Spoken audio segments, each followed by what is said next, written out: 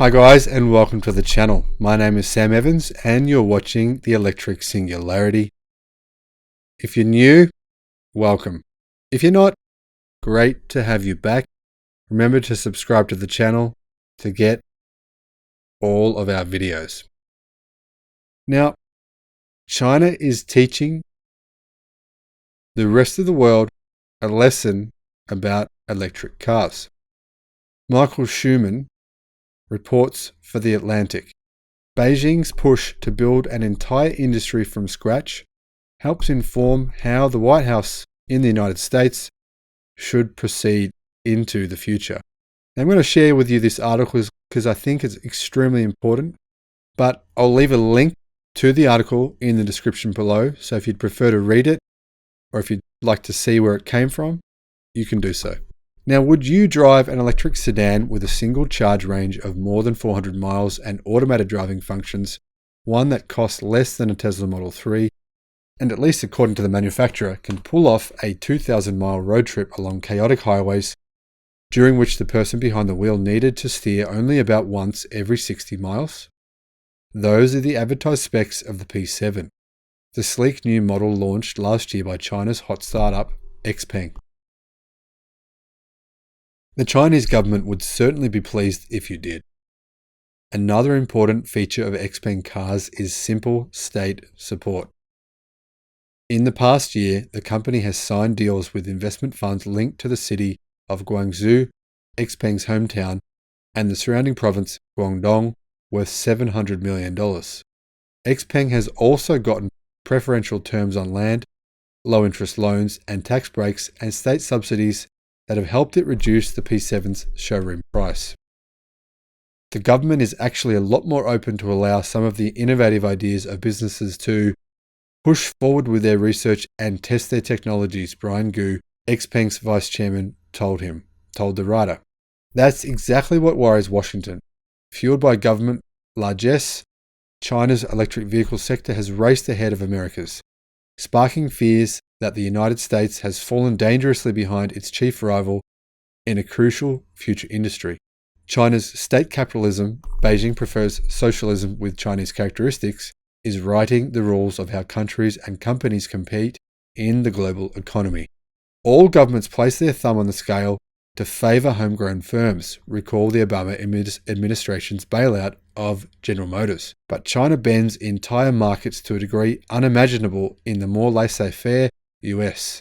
By offering funds and protection for nascent high-tech industries, including electric cars as well as chips, AI, and a host of other futuristic sectors, the Chinese government could potentially swamp the world with subsidized products. This isn't a could, this is a would, I might add. This is happening now and will only accelerate. Beijing's goal is to leapfrog Western powers into the forefront of next-generation technologies, dominance that could hand China's leaders the political clout to shove the US aside and become the world's premier superpower.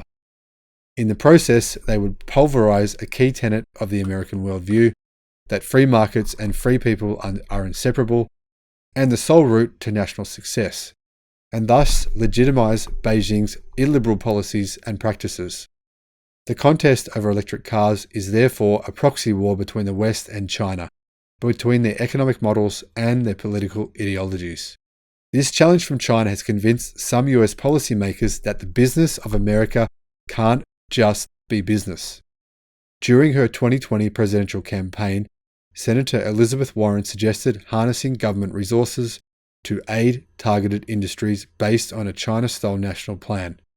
Jake Sullivan, now President Joe Biden's national security advisor, last year advocated for a more active government role in shaping the national economy, noting that Beijing's subsidy programs have already paid off handsomely in several areas. He and his co-author Jennifer Harris, a fellow at the Roosevelt Institute, argued that US firms will continue to lose ground in the competition with Chinese companies if Washington continues to rely so heavily on private sector research and development. Biden is listening. His gargantuan infrastructure bill includes a China-like $174 billion program to jumpstart the transition to electric vehicles by funding the construction of a charging station network aiding automakers and offering rebates and tax breaks to buyers. The bill also earmarks $50 billion to support semiconductor manufacturing and research, another essential sector heavily subsidized by Beijing. China and other countries are eating our lunch, Biden said, and the bill will put us in a position to win the global competition with China. But will it? Do Chinese state programs actually work? I'll get to that in a second. Going back to Biden's huge, gargantuan infrastructure bill, well, I believe this is a great thing. However, if you look at the bill in detail, you'll see that many billions of dollars are being misspent on programs like nuclear and hydrogen. Unfortunately, those two technologies are definitely not going to lead us into the future and are not what America needs to focus on. I think some form of pressure needs to be put on the Biden administration to reassess the enormous billions of dollars they're putting into those industries and consider rerouting at least some of that money into the world's future industries: solar, wind energy, battery technology, and chip technology. So, do Chinese state programs actually work? Despite Beijing's much heralded capitalist reforms since the 1980s, bureaucrats have never stopped meddling with markets. State direction, state money, and state enterprises remain core features of the Chinese economic model. President Xi Jinping has even reversed the trend toward greater economic freedom, notably with a hefty dose of state-led programs aimed at accelerating the progress of specific sectors. In 2015, Xi and his team unveiled the Made in China 2025 initiative, specifying certain advanced industries for special state support, ostensibly to upgrade Chinese manufacturing, but actually for a much grander goal: to use the muscle of government to race out in front in cutting-edge technologies. The program rang the alarm in Washington, and the Chinese government's subsidization of domestic tech companies was added to the lengthy list of American grievances over Beijing's discriminatory business practices. To deflect criticism, Chinese policymakers no longer use the Made in China name, but its substance and subsidies have very much remained in place. Electric vehicles were one of the plan's primary targets. Part of Beijing's motivation was to clear the stifling smog hanging over Chinese cities and reduce the country's dependence on imported oil. The major impetus, though, was to realize a 4-decade dream of building an internationally competitive automobile industry. Although Chinese manufacturers have made inroads against their established American, European, and Japanese rivals in recent years, they never became the world conquerors that Beijing desired. The transition to electric offered China a fresh opportunity. With all automakers at the same starting line with a new type of product, the country saw an opening to lead, not follow. Michael Dunn, the chief executive officer of the consultancy Zozo Go and former president of GM in Indonesia, told the writer, "Waiting for the market to work, its mysterious magic could blow China's chance. The government had to subsidize the hell out of this industry. In Dunn's words, it was a giant gamble on a future technology." What followed was a smorgasbord of supportive policies. Manufacturers received subsidies to reduce prices to encourage sales. The state spent on R&D, direct investments into electric vehicle companies, and charging infrastructure. Drivers received other enticements, such as preferential access to license plates, which are restricted in many big cities to control traffic numbers. Subsidies were offered for foreign-branded cars made in China too. The more companies that joined in, the faster the sector would develop. This was very intelligent. The Center for Strategic and International Studies, in a November study, estimated that the Chinese government has lavished more than $100 billion on the sector overall, mostly in subsidies. In 2019 alone, the study noted government support was equivalent to almost a third of the sector's total revenue. The result is an industry built practically from scratch. In 2016, 336 electric passenger vehicles were sold in China, according to data from S&P Global Platts. Last year, the number topped 1.2 million, 4 times greater than in the US. This year, it's set to increase to 2 million. An entire supply chain has sprung up too. CATL, headquartered in Fujian province, is now the world's largest manufacturer of batteries for electric vehicles. Even more impressive, the program has spawned some nifty startups, including Xpeng, founded in 2014. Last year, the company's car sales more than doubled compared with the year before. It already owns one factory capable of churning out 150,000 cars a year, is building a second, and in April has agreed to a third. Investors clearly have high expectations. Xpeng, which debuted on the New York Stock Exchange last year, has a market value when combined with two other New York-listed Chinese startups, NIO and Li Auto, greater than that of General Motors or Ford. The big taxpayer bill was totally worth it. Chu Li, the founder of the Beijing-based consultancy Sino Auto Insights, says. China has become a leader in a short period of time. The sheer enormity of the electric vehicle industry in China is already being felt around the world. GM's surprise announcement in January that it would produce only electric cars by 2035 is widely believed to be linked to its large business in China, where it sold more than 40% of its cars last year. There's more to success than size, though. Catching up to China in mere sales is not complicated. The Europeans have already done it. The real test of Beijing's state program is whether it is creating competitive companies that make cars the world wants to drive. It's early, but indications so far are discouraging. Despite the taxpayer cash lavished on Chinese electric vehicle companies, Tesla's Model 3 was the best-selling battery-powered passenger car in China last year, while the runner-up was a low-tech, low-priced microcar produced by a GM joint venture. As the CSIS report noted, at this stage it appears Chinese firms have not leapt ahead of their foreign rivals. Part of the problem facing Xpeng and other Chinese newcomers is poor brand recognition compared with Tesla and other established nameplates. A bigger hurdle, however, is that China's companies don't have clear technological advantages over their foreign rivals.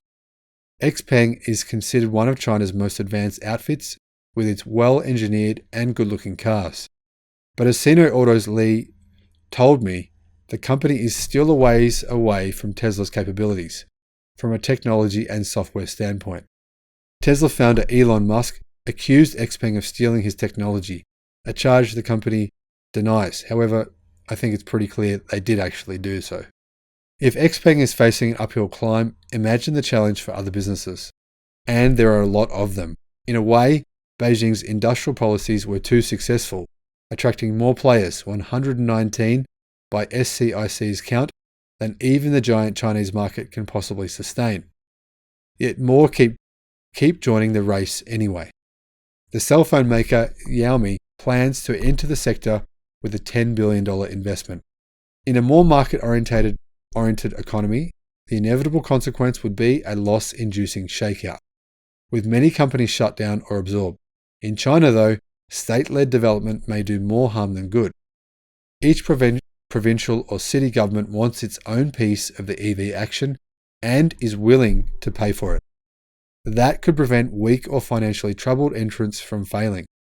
One of Xpeng's competitors, NIO, got rescued from probable ruin last year by a $1 billion investment organised by the city of Hefei, where the company agreed to base some of its operations. Many Chinese car makers are state-owned enterprises which are unlikely to be allowed to close.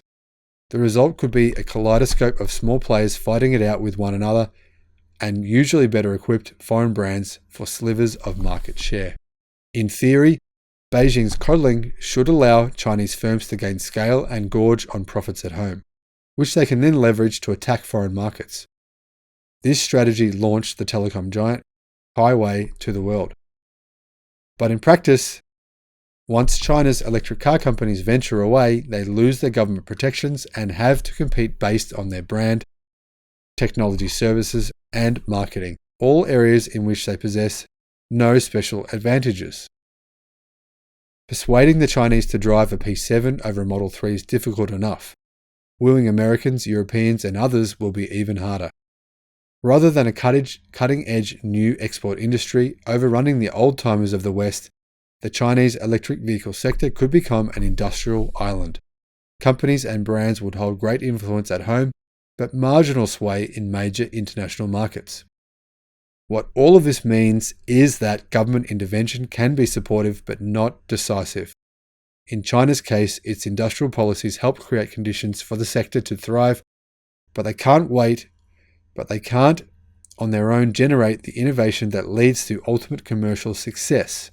That's why China's industrial program has resulted in a lot of production, but only questionable competitiveness. Even Beijing's spendthrift bureaucrats seem to have awoken to that. Sort of. They've been rolling back direct subsidies to car makers with an eye on eliminating them altogether. Xpeng's Gu believes that Chinese policymakers have come to realize the program may not be the most efficient way to support this industry, adding that they have given a lot of subsidies, but it did not really build world-class companies or world-class products. Still, at least some state support is likely to continue. Scott Kennedy, a senior advisor at CSIS, said in an email that, with the US heavily focused on the sector, there's now an international competitive dynamic that was not there before, which could compel Beijing to keep the cash flowing. China's latest 5-year plan, released in March, doubles down on the drive for technological development and likely the industrial policies meant to spur it. The plan seeks above all to promote a large and high-tech manufacturing sector. Julian Evans Pritchard, an economist at the research firm Capital Economics, wrote in an analysis. But he warned, technological progress is complex and unpredictable. Attempting to dictate it from above may continue to bear less fruit than hoped for. If Washington does head down China's state-heavy road, Beijing's experience offers crucial lessons. Subsidies to automakers and their customers might be necessary to give the industry the initial push it needs, but excess generosity could prop up failing firms. Taxpayer money might be more productively spent supporting R&D and building infrastructure such as charging stations, because in the end, the electric vehicle war will be won in research labs and car showrooms, not the halls of Congress. But perhaps the most important lesson is geopolitical. The Chinese won't give up. Xpeng's Gu, for example, said that his company is preparing to go global, possibly rolling out showrooms in major European cities this year. Yes, there will be a lot of challenges, Gu said, but I think as long as we have a unique and differentiated way of producing attractive and technologically advanced products, and really something that the consumer likes, I think those challenges can be overcome. Now guys, this article shows you the dangers of reading mainstream media and accepting it as fact. Michael Schumann, who works for The Atlantic, obviously enjoys writing. However, the car industry is clearly not his forte. He's glossed over several very important facts in this article and changed it to suit his narrative. Now, we need to take into consideration and be aware of the fact that the car industry is subsidized in every single country in the world, extremely heavily subsidized. In fact, the German government gives literally billions of dollars to their car industry and does so every year and has so for the last 50 years or more. The same goes for almost every country in the world with an automotive business. It's just a fact. It's just a way of life. Now, the same sentiment was shared by writers in the 60s and even the 70s when the Japanese were preparing to sell Honda, Toyota, Nissan, and Mitsubishi and Subaru into the West. The same sentiment. They don't have a technological advantage. People won't buy their cars here. The marketing won't be any better. And obviously, this was all proved to be utter nonsense. Unfortunately, or fortunately, for Michael Schumann from The Atlantic, what he's predicting most certainly won't happen in the way he thinks. Because when it comes down to it, the automotive industry exists on tiny, minuscule margins. In fact, margins are the lowest of almost any industry in the world. So, what advantage do the Chinese have? Margin. Where are most of the world's batteries being made right now? China. For example, BYD make their own batteries, the Blade battery, and they do it cheaper. I guarantee they do it cheaper than what European car companies do. This is a fact. CATL is based in China. It's the world's largest battery manufacturer. Obviously, this gives other Chinese car companies direct access to the most affordable batteries in the world. In addition to that, Chinese wages are still much lower than those in the West. Therefore, the Chinese can certainly compete on price, and they will continue to undercut American car makers, European car makers, and any other car makers in the world without any doubt. The fact that this is being questioned in this article is utterly ludicrous and embarrassing. Right now, the Chinese are selling cars in numerous countries around the world where they are currently undercutting automakers from those countries by some margin.